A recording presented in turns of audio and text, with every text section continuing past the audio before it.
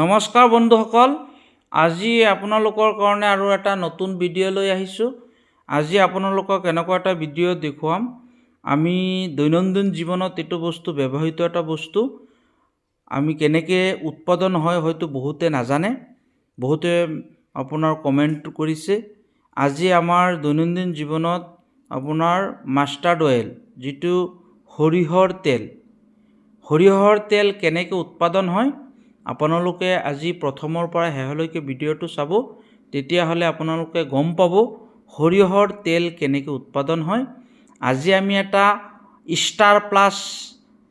Star plus mustard oil ফেক্টৰীত উপস্থিত আছোঁ আৰু তাত প্ৰথমৰ পৰা শেষলৈকে কেনেকৈ তেল উৎপাদন হয় আপোনালোকক দেখুৱাম।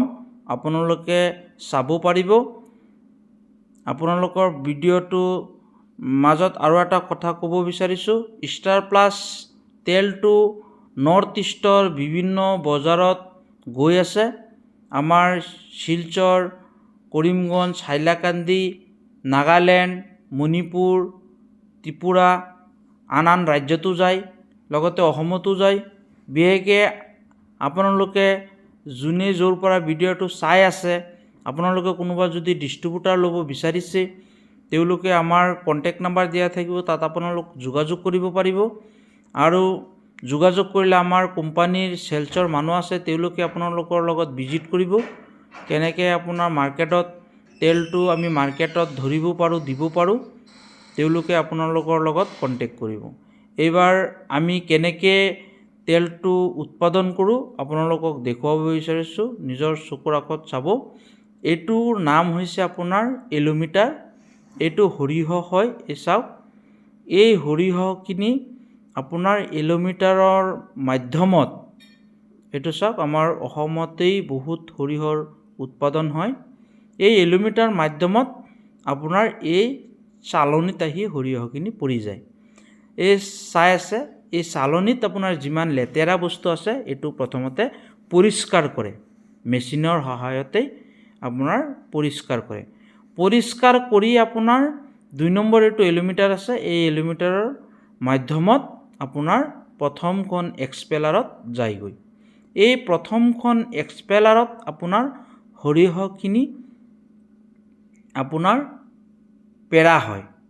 এই চাওক সৰিয়হ, এইখিনি, এই তলত তেলখিনি যায়গৈ। এই তলত টেংকি আছে, টেংকিত তেলখিনি পৰি আছে আৰু আপোনাৰ সৰিয়হখিনি ইফালে ছাইডত কনভেয়াৰ লগোৱা আছে।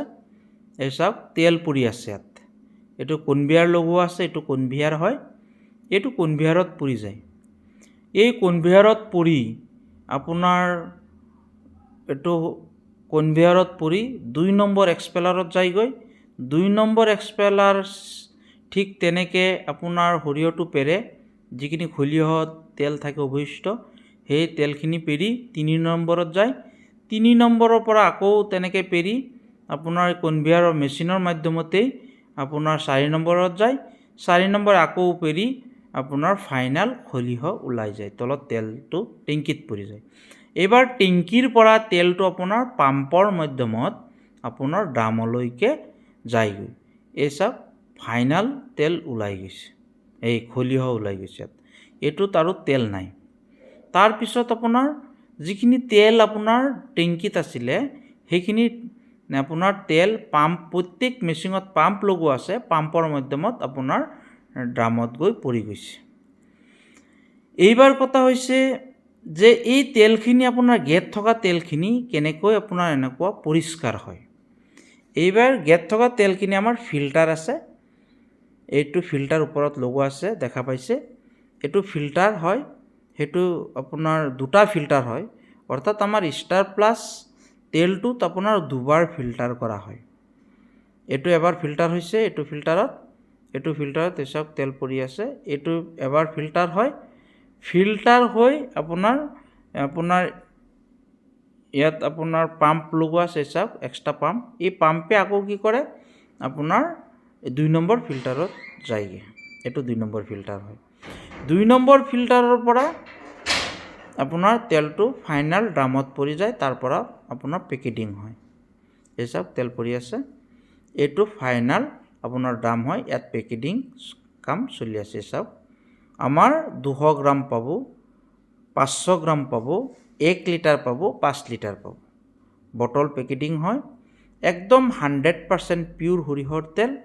আপোনালোকে এতিয়া অসমৰ যিকোনো জেগাৰ পৰা হওক, নৰ্থ ইষ্টৰ যিকোনো জেগাৰ পৰাই হওক, আপোনালোকে চাই আছে, আপোনালোকে আমাৰ দিয়া নাম্বাৰত আপোনালোক যোগাযোগ কৰিব। আপোনালোকে যোগাযোগ কৰিলে আমাৰ কোম্পানীৰ চেলছৰ মানুহবিলাকে আপোনালোকৰ লগত গাইড কৰি দিব। এইবাৰ চাওক, এইটো কিমান ধুনীয়া কালাৰ, কোনো কেমিকেল নাই। আমি যেনেকৈ সৰিয়হ কিনিছোঁ, কিনি পেৰিছোঁ, ফিল্টাৰ কৰিছোঁ আৰু পেকেটিং কৰিছোঁ, ইয়াত কোনো ধৰণৰ কেমিকেল নাই। সৰিয়হৰ তেলত বিশেষকৈ দুটা কেমিকেল ইউজ কৰে বহুত কোম্পানীত দেখিছোঁ। এটা হৈছে জাছৰ কাৰণে, জাছ, যিটো আমি গোন্ধ বেছি পাওঁ, নাকে মুখে দিলে খুব ধৰিব। কিন্তু খাঁটি সৰিয়হৰ তেল, যিয়ে সৰিয়হ খেতি কৰে, বিশেষকৈ আমাৰ অসমৰ আপোনাৰ গোলাঘাট, শিৱসাগৰ, যোৰহাট, মাজুলী এইবিলাক অঞ্চলত আমাৰ বিশেষকৈ সৰিয়হ খেতি বহুত হয়। তেওঁলোকে যিয়ে নিজে পেৰে তেওঁলোকে ক'ব পাৰিব সৰিয়হৰ তেল ইমান নধৰে।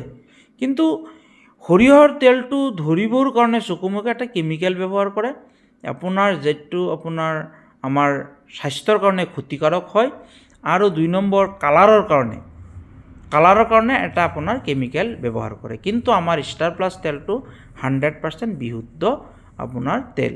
আপোনালোকে কোনোবাই বিজনেছ কৰিব বিচাৰিছে, আপোনালোকে যোগাযোগ কৰিব। লগতে আৰু এটা কথা কওঁ, কোনোবাই যদি ভাবিছে যে নাই আমি নিজে মেচিন বহাই ব্যৱসায় কৰিম, তেওঁলোকেও আমাৰ লগত যোগাযোগ কৰিব। ষ্টাৰ প্লাছ কোম্পানীয়ে নিজেও মেচিন বিক্ৰী কৰে। অৰ্থাৎ যিটো আপুনি মেচিন দেখিছে, অসমৰ বিভিন্ন জেগাত এইটো মেচিন আমাৰ প্ৰায় 50-60টা মেচিন ডেলিভাৰী দিছোঁ।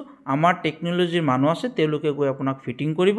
কোনোবাই যদি মেচিন বহাই নিজে উৎপাদন কৰিব বিচাৰিছে, তেওঁলোকেও যোগাযোগ কৰিলে মেচিনৰ কাৰণে আমাৰ তাত মেচিন পাই যাব। আৰু এটা কথা ক'ব বিচাৰিছোঁ, আপোনালোকে যিটো ফেক্টৰী দেখিছে, এইটো ফেক্টৰীত আপোনালোকে যদি কোনোবা ডিষ্ট্ৰিবিউটাৰ লয়, ইয়াৰ কেপাচিটি কিমান,